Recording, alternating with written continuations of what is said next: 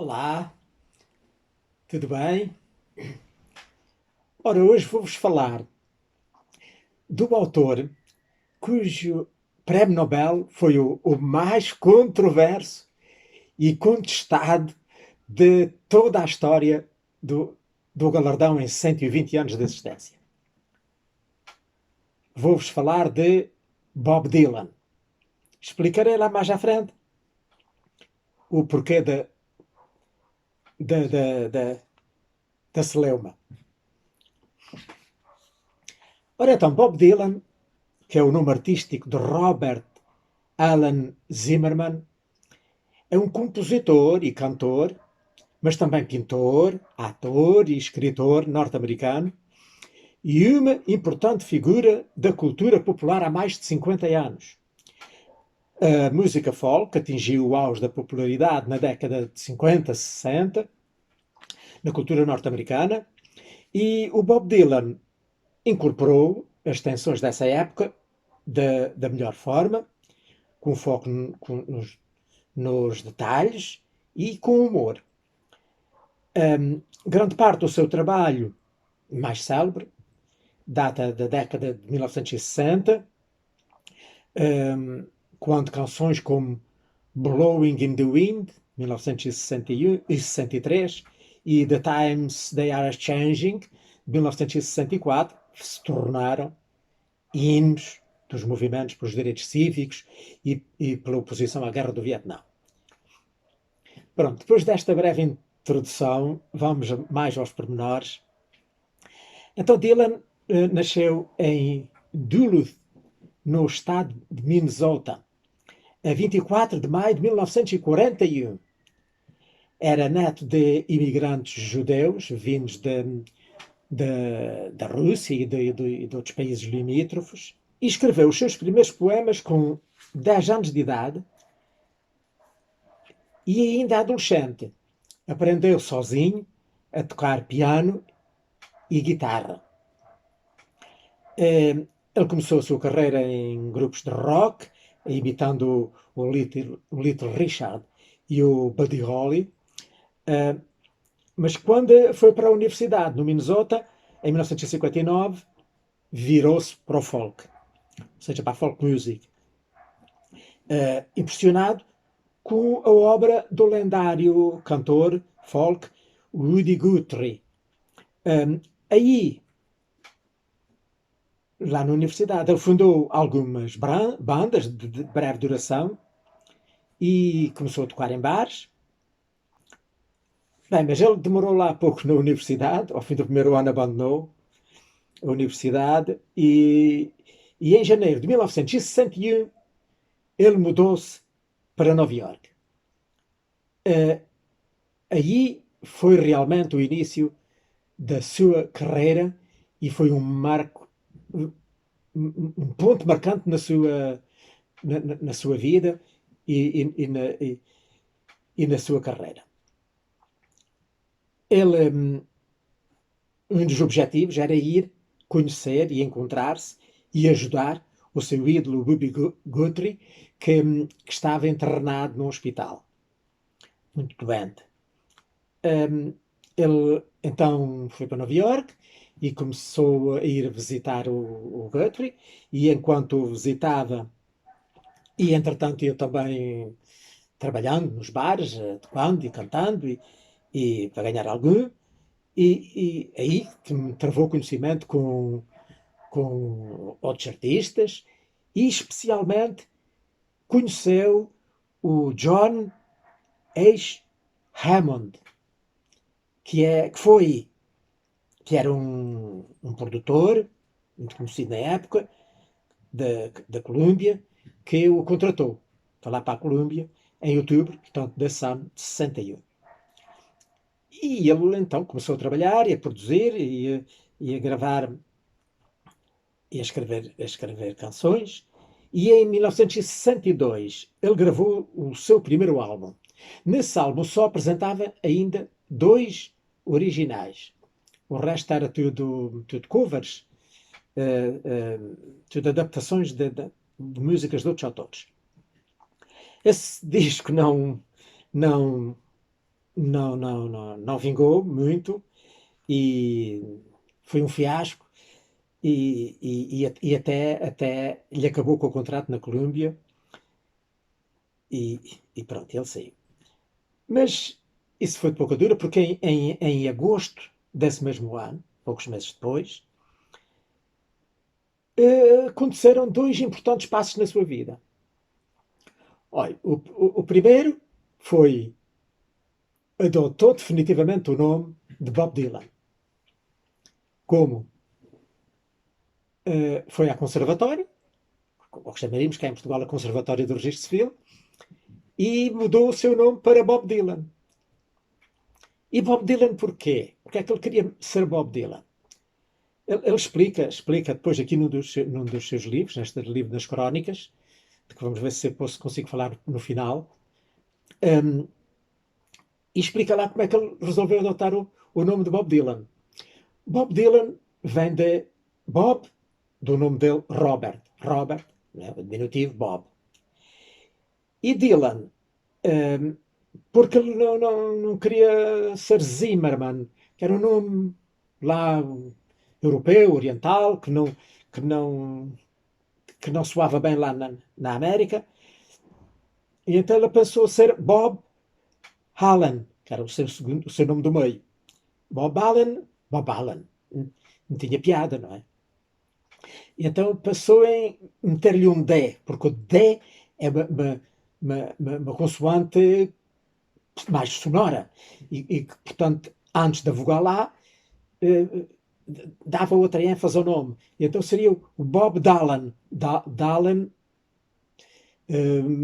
facilmente, ele mudou para Bob Dylan, que de facto era muito, muito melhor, e ficou o Bob Dylan, e sempre se chamou por Bob Dylan, e então, neste ano de 1962, ele foi mesmo a registar o nome como Bob Dylan, que mantém até hoje. Portanto, isso foi um dos, de facto, acontecimentos desse ano importantes para ele. O outro foi ter conhecido o Albert Grossman, que era que o contratou, que passou a ser a representá-lo, que era agente, e que foi seu agente durante uma quantidade de anos, até 1970. E então, com o apoio e com o acompanhamento do Grossman, ele começou a participar nos grupos, nos conjuntos que acompanhavam artistas na altura, quando iam gravar e depois atuar. Tocava e cantava e tocava harmónica e guitarra, e assim, nesses grupos. E começou a ser conhecido e a dar nas vistas um bocado e tal. E foi com alguns desses grupos que ele depois foi a Londres. Ainda nessa altura, foi a Londres para darem lá espetáculos. E então, ele começou também lá a trabalhar, enquanto lá estiveram, atuava em bares de folk e uma coisa, deu-se lá uma coisa muito importante, é que ele foi convidado para ir participar num programa da BBC, um programa de música, de folk da BBC, e, e tocou lá pela primeira vez para um grande público uma canção que veio a ser um dos seus ícones para que ainda hoje é considerada uma das suas melhores canções, que foi o Blowing in the Wind. E então, essa canção foi uma das canções que foram incluídas no ano seguinte, em 1963, então no seu primeiro LP de originais. São só originais. Que se chamou The Freewheeling Bob Dylan. Esse foi de facto um grande sucesso. Era um disco todo, mais ou menos todo, de canções de protesto. E então, esse disco contém canções que ainda hoje são inesquecíveis, como já falámos sobre Blowing in the Wind, com licença. Outra também muito conhecida foi o Hard Rain's Gonna Fall. Então estas duas canções têm uma história. Peço desculpa. Têm uma história. Porque foram tomadas pelo público como autênticos hinos a temas que eram bandeira da contestação da época. O Blowing in the Wind foi associado à luta contra as armas nucleares e o Hard Rain's Gonna Fall começou, de facto, a ser muito conhecida porque foi eleita, digamos assim, pelo público, para ser como que o hino da crise dos mísseis de Cuba. Os mísseis de Cuba, não sei se os mais antigos, assim como eu, com cabelos brancos, ainda se lembram, pronto, foi uma altura em que a Rússia, a União Soviética, foi instalar baterias de mísseis em Cuba, ali a 2 passos dos Estados Unidos, mesmo para provocar os Estados Unidos, com o objetivo de intimidar e eventualmente até atacar os Estados Unidos. E isso foi de facto um problema grave que poderia ter desencadeado uma terceira guerra mundial e até uma guerra nuclear que pudesse destruir, sabe Deus, até o mundo. Estas canções, especialmente o Blowing in the Wind, beneficiaram muito de terem sido gravadas por muitos outros artistas que resolveram fazer adaptações, covers desta canção e de outras do disco, e contribuíram muito para o sucesso da música, deste primeiro grande disco de Bob Dylan, e deram-no de facto a conhecer ao mundo inteiro. Um desses intérpretes que representaram, que fizeram versões das canções de Bob Dylan e que era muito conhecida na época, era a Joan Baez, que se tornou numa protetora do Dylan, que o apoiou, que o levava muitas vezes a fazer duetos com ela, etc. E mais tarde veio a ser sua amante. A ver com as voltas que o mundo dá. Portanto, a coisa atingiu de tal maneira sucesso que foram tantas as gravações das músicas do disco de Bob Dylan que a CBS aproveitou a embalagem e criou um slogan para promover o Bob Dylan, que era Nobody sings Dylan like Dylan. Ora, está explicado, não é preciso traduzir. Bem, entretanto, no ano seguinte, a partir de 64 e até 66, o Bob Dylan mudou de rumo. Pela primeira vez. Havia de mudar mais vezes, como iremos explicar mais à frente. Começou-se a afastar do folk, começou-se a afastar daquelas canções de protesto, da luta contra o racismo, contra a Guerra Fria, contra a guerra do Vietnã, contra a injustiça, contra... enfim. E começou a preferir para as suas...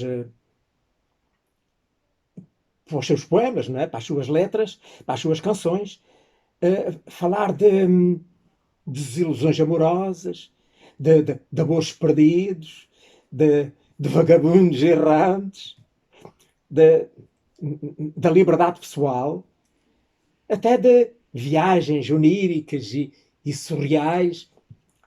Portanto, passou a ser realmente uma coisa mais pessoal, mais introspectiva. E então arranjou uma banda de rock e passou a tocar blues e rock. E afastou-se mais do folk. Epá, os, os, os seus fiéis seguidores que estavam a adorar o folk ficaram pior que estragados. Né? E, mas foi mau, mas foi bom. Foi bom porque isso fez com que ele portanto, encontrasse um novo público, não é? Se adaptou mais às tendências da época, em que a música só acústica já não tinha tantos seguidores, estavam naquela altura no auge os grupos de música eletrónica, não é? A começar pelos Beatles e outros.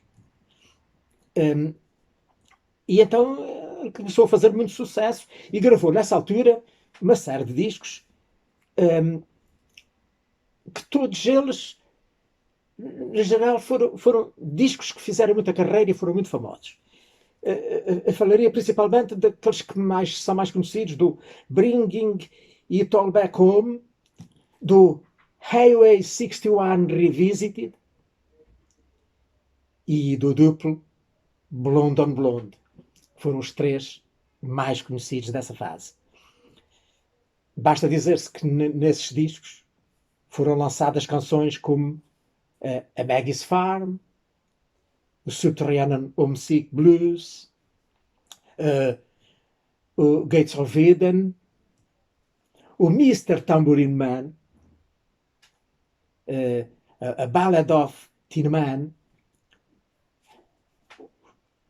o Like a Rolling Stone, que toda a gente sabe, penso eu, o Just Like a Woman, e quase que eu cantava sem querer. Estão a ver tudo canções que ficaram no ouvido do público. Entretanto, ele começou com muito êxito e começou a fazer turnês. E então, numa altura em que ele estava na Inglaterra, em maio de 66, ele sofreu um grave acidente de moto. Ficou muito mal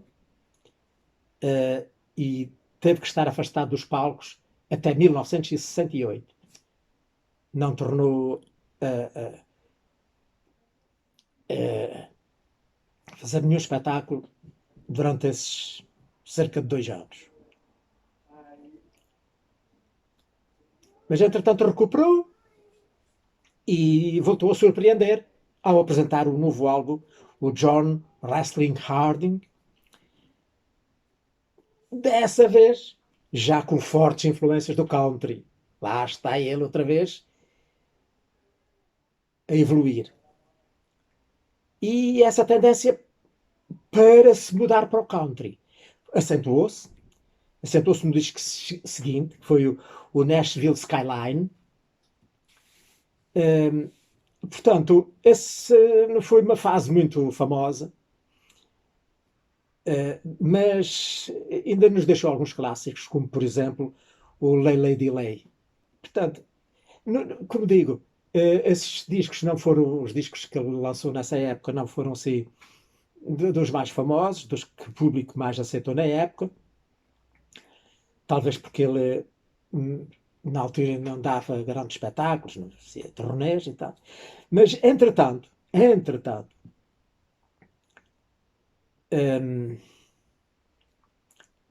ainda ficaram algumas canções para além dessa do Lady Lay, que ainda foi antes da década de 70, do princípio da década de 70.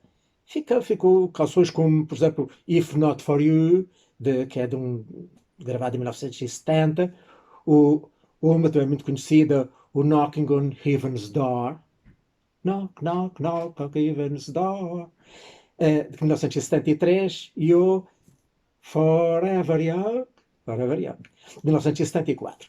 Portanto, foram de facto aquilo que mais se salienta dos primeiros 4 anos, digamos assim, da década de 70. Então, em 74, ele voltou às turnês e voltou muito bem acompanhado. Passou a ser acompanhado pelo grupo The Band, um grupo que fez grande carreira com ele e que realmente o ajudou e o empurrou para o sucesso, e ele voltou a estar novamente em grande evidência. Foi nessa fase então que ele lançou alguns dos seus discos mais aclamados, como o duplo ao vivo Before the Flood, de 1974, o Blood on Tracks, de 1975, e o Desire, que foi talvez o seu mais estrondoso êxito da década de 70 e um dos maiores de toda a sua vida. Desire, que eu tenho aqui. Então, o Desire foi um disco fantástico, que eu, naquele tempo, na minha juventude, ouvi talvez centenas de vezes, e, e onde havia canções assim como, por exemplo, o Hurricane, o Sarah, que foi uma canção que ele dedicou à sua esposa, Sarah, chamava Sarah Lowndes, da qual, aliás, um ano depois se veio a divorciar. Isto é a vida, é mesmo assim. Tem aqui outras canções também muito conhecidas, como o Romance em Durango, o Black Diamond Bay, Oh Sister, e o Oasis, Oasis. Foi um disco realmente fabuloso. Bem, entretanto, como já disse, ele divorciou-se da Sarah Lowndes em 1977. Estavam casados desde 1965, né? Já eram 12 anos, eram muitos anos, e isso provocou nele uma crise muito grande, que se refletiu nitidamente no seu trabalho artístico. Foi nessa fase que ele se converteu ao cristianismo. Lembram-se que ele era descendente dos judeus.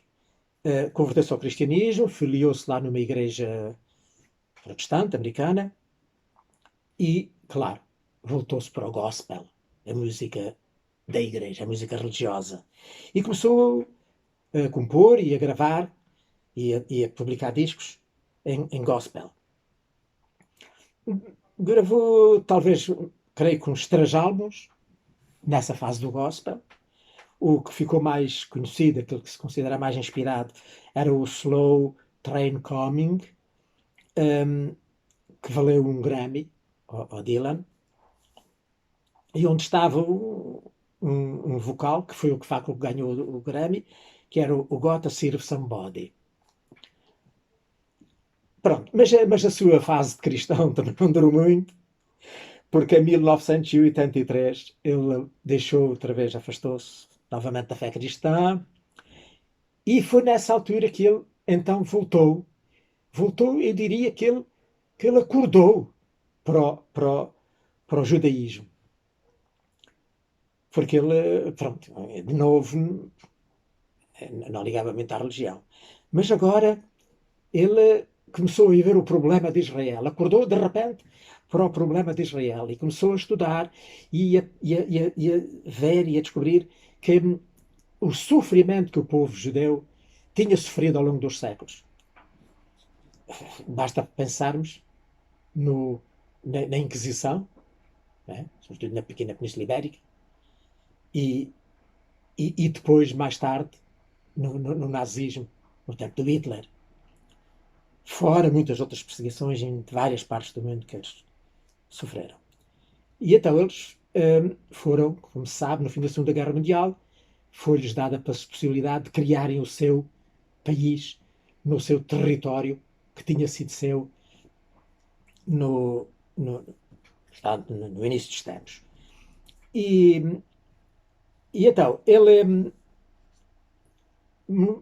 ao regressar às suas origens, ele pareceu acalmar, encontrou outra vez um certo equilíbrio artístico nas suas atuações e nas suas apresentações ao vivo, onde ele voltou novamente a cantar aquelas músicas clássicas que ele tinha quase praticamente abandonado, e reconciliou-se com o seu público, voltou a ter o apoio dos seus seguidores que já tinham saudades dele, e, e começou outra vez a ter muito êxito. Ele procurou um bocadinho adaptar-se à época, estávamos nos anos 80, não é? Que a música tinha evoluído bastante, mas nunca deixou as suas características, a sua maneira própria, típica de estar na música. Não largou o seu estilo. E o que é certo é que os seus novos discos continuaram a fazer sucesso e continuou a ter êxito, sobretudo nas suas apresentações públicas. Entretanto, o tempo foi passando, acabou a década de 80, entrou na década de 90 e, e ele começou a ficar, epá, não sei se farto, se cansado, acusou o tempo, já eram 30 anos de carreira, e começou talvez a pensar em talvez fazer uma pausa, ou quem sabe parar a carreira. E, bem, mas de qualquer maneira ele continuou a gravar, outra vez voltou às suas origens, voltou à música acústica, eh, ao seu velho folk, e, mas era quase jamais para se ocupar, porque realmente ele e toda a gente julgou um bocado que naquela altura ele estava acabado. E foi por isso que hoje que os seus amigos e admiradores lhe resolveram fazer um grande espetáculo. E juntou-se então pessoas das várias áreas da música que ele tinha praticado ao longo da sua vida, especialmente do rock, do folk, do country, do soul, e juntaram-se e fizeram um grande espetáculo. Basta ver nomes que organizaram isso e atuaram nesse espetáculo, como o Eric Clapton, o George Harrison, que era dos Beatles, o Stevie Wonder, o Neil Young, Willie Nelson, Lou Reed, Eddie Vedder e muitos outros. Portanto, desse espetáculo foi gravado um CD, um CD ao vivo, né? Que vendeu bastante, mas não foi nada de especial.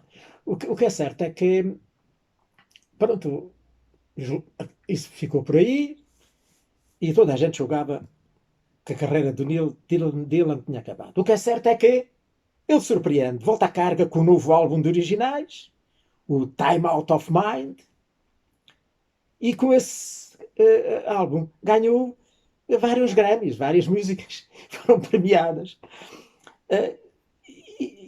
E toda a gente considerou, olha, o Dylan ressuscitou. Foi uma ressurreição artística. E o que é certo é que dois ou três, uns 3 anos depois, em 2001, ele voltou à carga com um novo disco, o Love and Teeth, que, que foi também bom e que foi muito considerado. Depois disto tudo, ele voltou a dar nas vistas e a revista Rolling Stone publicou, então em 2004, publicou a lista das 500 melhores músicas da história. E vocês sabem qual foi considerada pela Rolling Stone a número 1 das 500 melhores músicas da história? Like a Rolling Stone, de Bob Dylan. Portanto, estão a ver, ele considerava a ser muito considerado, a sua música continuava a ser muito ouvida e continuava na crista da onda, apesar de realmente ele ter abrandado. Pronto, entretanto, ele continuou a trabalhar e em 2006 lançou cá para fora o Modern Times, um álbum que esse foi um sucesso outra vez brutal. A tal ponto que na primeira semana vendeu logo 192 mil cópias. Só na primeira semana, e atingiu o top one, coisa que o Bob Dylan não conseguia. O top one nos Estados Unidos, desde aquele disco que eu vos mostrei, do Desire. Portanto, ou seja, desde 1976 que ele não tinha um top one nas listas do Billboard. Dylan, de facto, não morreu. E em 2012 voltou novamente a editar outro disco, o Tempest. Tempest, que já não foi assim nada por aí adiante, mas também era um bom disco e que ainda fez uma boa carreira. E foi nesse ano, em 2012, que ele foi. Sim, em 2012, que ele foi galardoado pelo presidente dos Estados Unidos, o Barack Obama, que à altura era o Barack Obama, foi galardoado com a medalha presidencial da liberdade. Uma das maiores condecorações dos Estados Unidos. E agora aqui é a surpresa das surpresas, aquela que o mundo, que não só os músicos, o mundo da música, como todo o mundo não esperava. Em 2016 foi galardoado com o Prémio Nobel da Literatura. Por essa que ninguém esperava. Toda a gente esperava que fosse eleito como é costume, um escritor famoso. Falava-se muito na altura no Murakami, toda a gente conhece, e outros. E então foi a surpresa das surpresas, foi um choque mundial aparecer um músico nomeado para ganhar o Prémio Nobel da Literatura. Mas o Nobel explicou porquê. O Comitê Nobel disse que foi por ter criado novos modos de expressão poética no quadro da tradição da música americana. Portanto, o que foi premiado foi as suas letras, os seus poemas, a sua literatura, no fundo. Portanto, estão a ver, foi o Bob Dylan que juntou este prémio, o Prémio Nobel, à grande e extraordinária lista de prémios que ele já possuía. Se não, vejam, foi o primeiro artista e o único artista da história a ganhar em simultâneo o Prémio Nobel, o Pulitzer, o Oscar, não se esqueçam que ele também entrou em filmes e ganhou um Oscar, o Grammy, muitas vezes, e o Globo de Ouro. Acumulou tudo nele e numa só pessoa. O único. Mas realmente o Nobel foi a grande polémica. Foi o Nobel. Que ninguém esperava. Mas a polémica ainda estava para estalar. Porque o Comitê Nobel, claro, comunicou-lhe e deu-lhe os parabéns. Mandou-lhe os parabéns por ele ter ganho, mas ele ignorou completamente. Quando estava em turnê, quando o turnê continuou, não quis saber, não ligou nenhum, faz-me não querer nada com ele. Não ligou nada, nenhum. Todos os jornais e não sei o que mais, as televisões, não se falava noutra coisa. Mas Dylan, que é dele. O que é certo é que foram tantas as insistências e tal, que ele lá acabou 15 dias depois de dizer assim umas palavrinhas, uma vez uma saída lá de um concerto. Foi uma coisa difícil de acreditar. Eu ainda estava para acreditar se aquilo era verdade, não queria crer. Bem, o que é certo é que ele parecia que continuava a não acreditar, porque em dezembro, no dia 10 de dezembro, quando é a gala anual de entrega dos prémios, ele não apareceu lá. Fez-se representar pela Patti Smith. A Patti Smith cantou lá realmente uma das suas mais maravilhosas canções, pelo menos para mim, uma daquelas que eu mais gosto, que é a Hard Rain's Are Gonna Fall. Encantou e encantou. Agora, o Dylan, que foi? Acabou ou não por receber o prémio? Acabou. Finalmente, quando foi em abril seguinte, em abril de 2017, na altura que ele fez uma turnê pela Europa, não sei se de propósito, se por coincidência, ele diz que não foi nada por causa do Nobel, mas o que é certo é que aproveitou a turnê, lá se foi encontrar com os do Nobel e lá recebeu o seu prémio. Portanto, estão a ver, é realmente um ser muito estranho. Mas a história ainda não acabou. Agora, quando todos já julgavam que ele já estava muito velhinho, com 79 anos, então não é que ele agora, este ano, em 2020, agora eh, aparece com um novo disco, uma bomba, que logo entra logo de cabeça no top one, que vendeu 51 mil cópias na primeira semana e mais, e teve 3 milhões de streams, que equivale a mais outras 53 mil cópias. É? Foi, e que está, e continua a ser um êxito brutal. O, o velho Dylan, é? Parece que, pelos vistos, ainda está para durar. Ora bem, mas claro, ele foi premiado por ser escritor. Mas ele não escreveu quase nada. Ele escreveu este livro aqui, o Tarântula, que é um livro que, pá, eu nem vos vou falar praticamente dele, porque eu tentei lê-lo, mas isto não se consegue, pelo menos, é preciso ler, consegue-se. Porque isto é uma literatura um bocado muito poético, é ser escrito quase em estilo epistolar, é como se fossem cartas, mas cartas assinadas por seres estranhos, com temas meio aparvalhados, não sei o quê, não sei o quê. Mas é curioso. Depois escreveu um outro livro, que se calhar naquela fase em que ele estava mais, portanto, mais sossegado, em que ele se calhar pensou em que ia deixar a música, que foi as Crónicas. Este livro, primeiro livro de Crónicas, que penso que ele chamou-lhe volume 1, Crónicas, volume 1, porque tencionava continuá-las. Mas depois, portanto, nesta altura ele fala aqui do seu tempo mais jovem, da altura que ele foi para Nova York, e conta aqui de facto o que ele lá passou e como ele se ingrou e como ele chegou de facto aos seus grandes êxitos da época.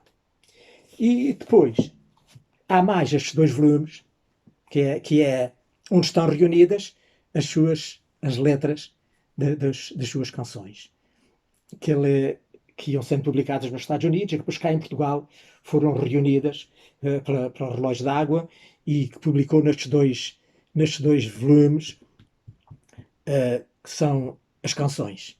E que tem, portanto, as canções de 1962 até 2001. O primeiro volume até 1973 e o segundo volume de 74 em diante. E foi assim. Entretanto, isto já vamos muito adiantados, desculpem, mas vamos lá ver se no fim, se não se aborrecem de me ouvir.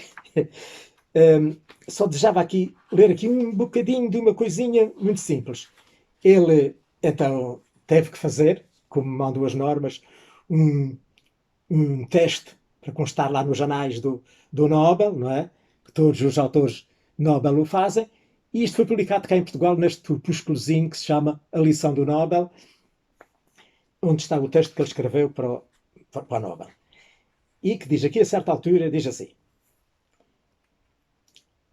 as nossas canções encontram-se vivas na terra dos vivos. Mas as canções distinguem-se da literatura. São para ser cantadas e não lidas. As palavras das peças de Shakespeare destinam-se a ser representadas num palco, tal como os versos das canções se destinam a ser cantados e não lidos numa página. Ora, espero que alguns de vós tenham a sorte de ouvir estes versos como devem ser ouvidos, num concerto, ou em disco, ou lá como as pessoas de agora ouvem as canções. Portanto, estava-se a referir agora lá à internet, portanto, às novas formas de distribuir a música.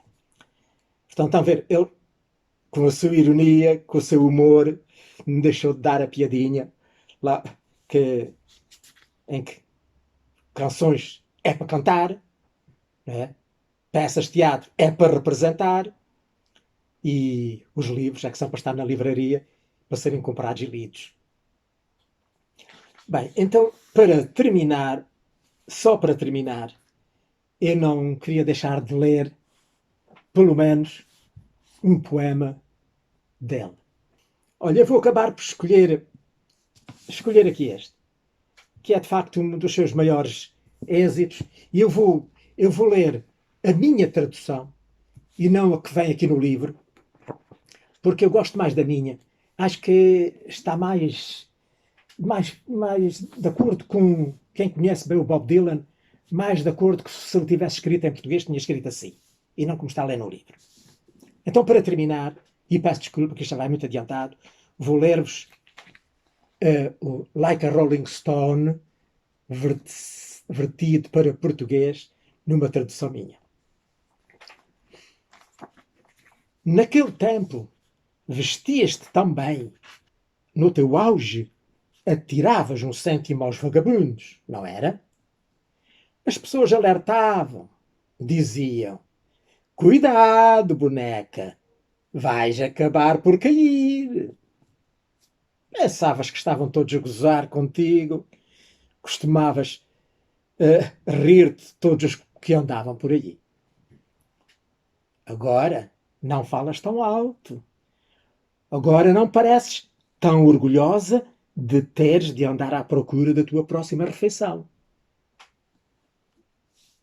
Como te sentes? Qual é a sensação de estar sem casa? Como um completo desconhecido? Como uma pedra a rolar? Frequentaste a melhor escola? Tudo bem, menina solitária. Mas sabes que apenas foste usada para te tirarem o sumo. Ninguém te ensinou como viveres na rua. E agora vais ter de te habituar a isso. Disseste que nunca te comprometerias com o vagabundo misterioso. Mas agora percebes que ele não está ali para vender álibis, enquanto olhas para o vazio dos seus olhos e dizes: queres fazer um contrato? Como te sentes? Qual é a sensação de estares por tua conta? Sem caminho para casa? Como um completo desconhecido? Como uma pedra a rolar? Nunca te viraste para ver o carrancudo dos malabaristas e dos palhaços, quando todos eles faziam truques para ti. Nunca percebeste que isso não era bom. Não devias deixar que as outras pessoas te dessem pontapés. Costumavas montar num cavalo cromado com o teu diplomata, que carregava nos ombros um gato siamês. Não é duro quando descobres que ele realmente não estava onde devia estar depois de ter levado tudo o que te conseguiu roubar? Como te sentes? Qual é a sensação? Estás por tua conta? Sem um caminho para casa? Como um completo desconhecido? Como uma pedra a rolar? Princesa no campanário e todas as pessoas encantadoras, elas estão todas a beber, pensando que estão garantidas ao trocar tantas prendas preciosas. Mas melhor seria pegares no teu anel de diamantes. Seria melhor empenhá-lo, querida.